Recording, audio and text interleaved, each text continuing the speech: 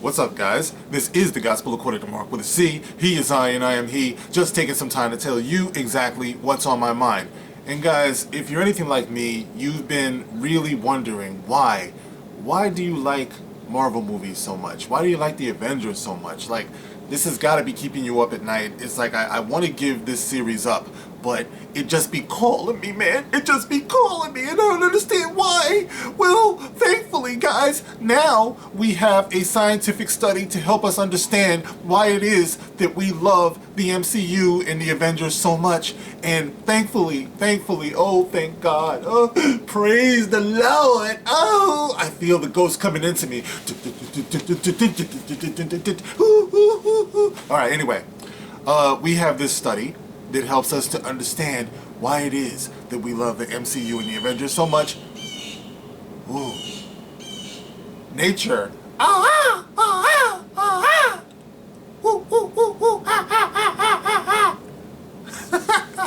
It's early morning, guys.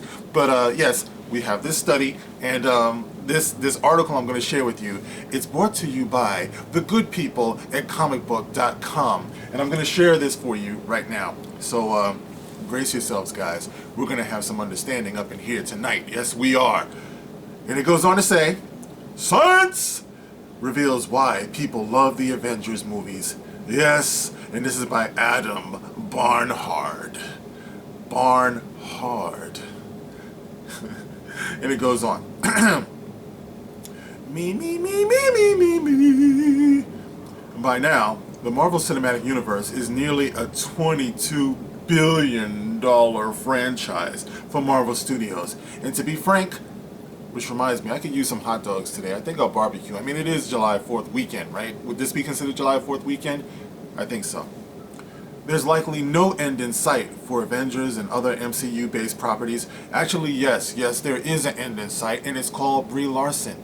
It's called Spider-Man Might Be Gay. It's called more gay lesbian characters for no damn reason related to the story. It's called virtue signaling. Yes, the end is actually in sight, but for sake of the argument and the article, we will roll on. Rolling. The question remains, why has the MCU been so popular? Is it because of Marvel Studios' continued dedication to its source material? No. Is it because the production house has taken one calculated risk after another? No.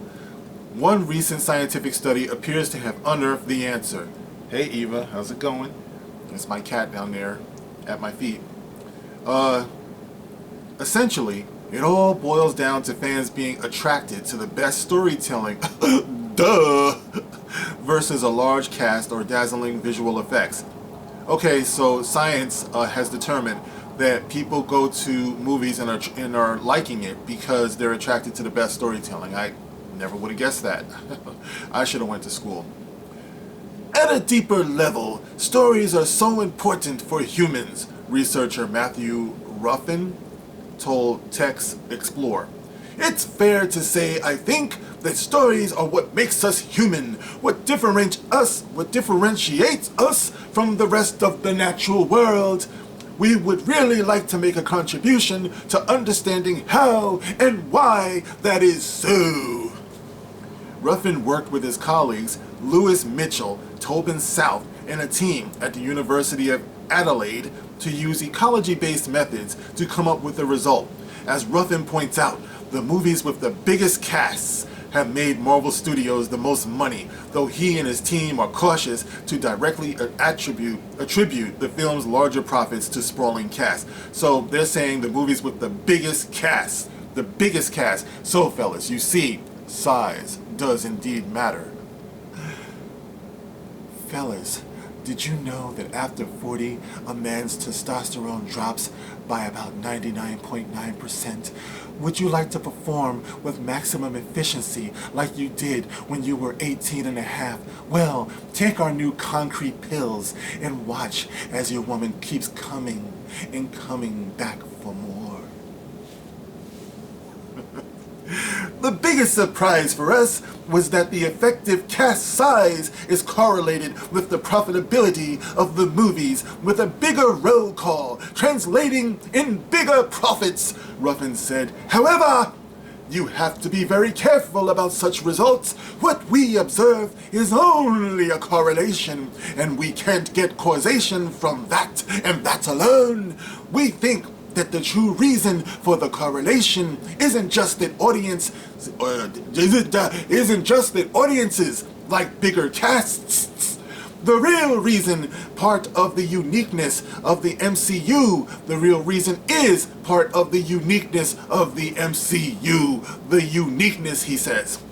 I think we are just scraping the surface here, the scientist reflected.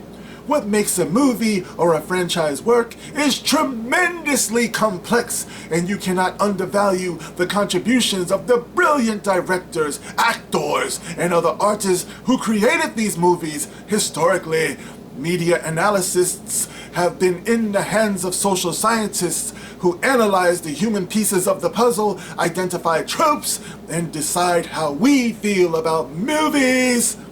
Did you hear that, guys? And this would be the reason why I'm reading this article. I say less dramatically, listen, because I had someone try to argue with me the other day.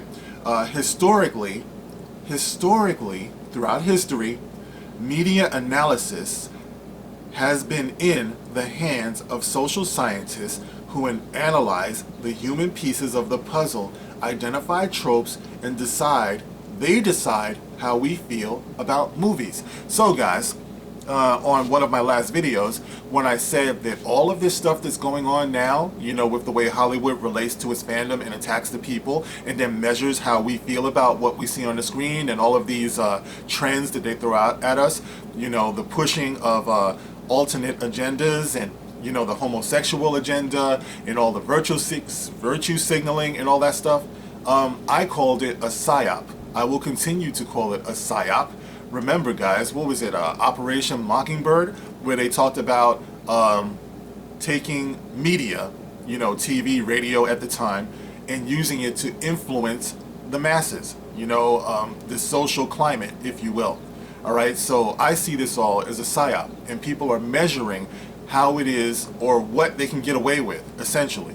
You know, so today, you know, or yesterday, they might talk about integration. You know what I mean? As the TV age, you know, continues to be upon us, and the movies and entertainment industry and all that stuff, and all of social media, all of this Twitter and Facebook and Instagram, it's all a measuring tool. You know what I mean?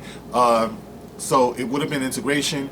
Then it would have went into sexuality, you know, homosexuality, things like that. It might move on into bestiality, you know, as we go forward. It's like these people are on a course, you know what I mean? It's like they're moving us in a certain direction. And where we're going, I believe, is how we relate to good and evil in our consciousness. Like I said before, God versus the devil, like I said, good versus evil, morality, you know, all of those things. Our society is going to have to wrestle with some very tough questions, you know, the further down we go. Like, where is that line going to be? It's all science, and these people are trying to measure it.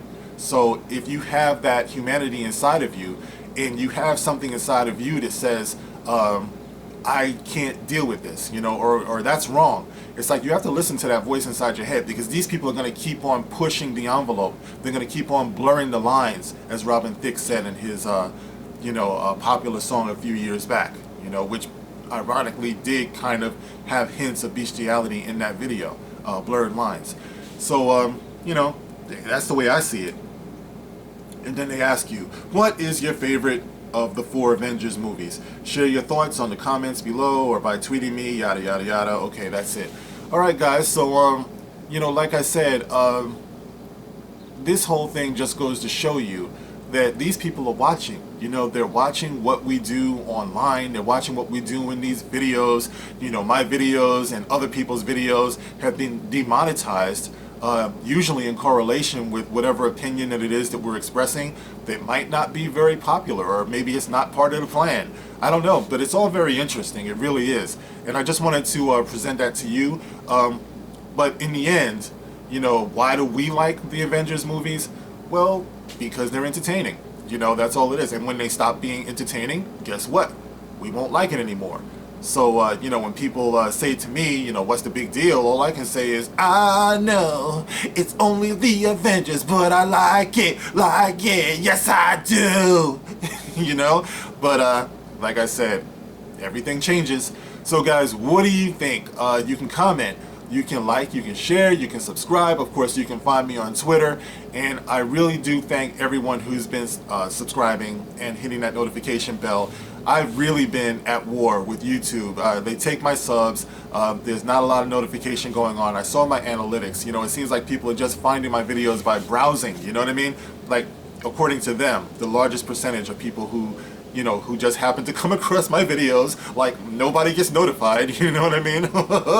But, and then they go and demonetize me. So, and they're like, well, we can put your channel up for review. Well, review this, all right? I said in one of my tweets, I work 10, 12, sometimes more hours a day.